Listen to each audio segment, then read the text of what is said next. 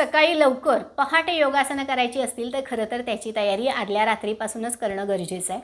यासाठी रात्रीचं जेवण हलकं, पचायला सोपं असं घ्यायला पाहिजे, ज्यामुळं रात्रभरात पूर्ण पचन होईल।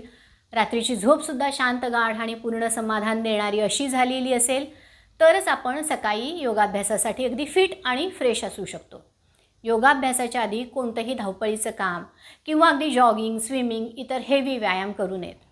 जर इतर व्यायामांसोबत योगासनांचा सराव सुरू ठेवायचा असेल तर योग शिक्षकांकडून त्याचं व्यवस्थित वेळापत्रक आखून घेणं गरजेचं आहे, जेणेकरून शरीरावर ताण पडणार नाही।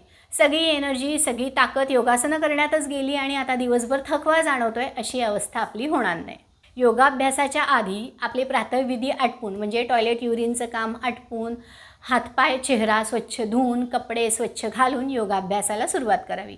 जर आपल्याला योगाभ्यास हा मेडिटेशन म्हणून, म्हणजे ध्यानधारणा म्हणून आणि आपल्या आध्यात्मिक प्रगतीसाठी म्हणून करायचा असेल तर छानपैकी अगदी स्वच्छ आंघोळ करूनच योगाभ्यासाला सुरुवात करावी।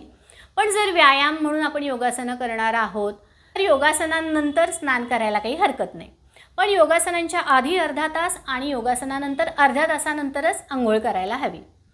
योगाभ्यास हा सलग, खंड न पडता, कोणताही डिस्टर्बन्स न येता करणं अगदी गरजेचं असतं। म्हणून आपल्या प्रत्येक गोष्टीमध्ये हमखास लुडबुड करणारा आपला सगळ्यात मोठा डिस्टर्बन्स म्हणजे आपला मोबाईल फोन योगासनांच्या वेळेला सायलेंट ठेवावा आणि नजरेपासून जरा लांबच ठेवावा।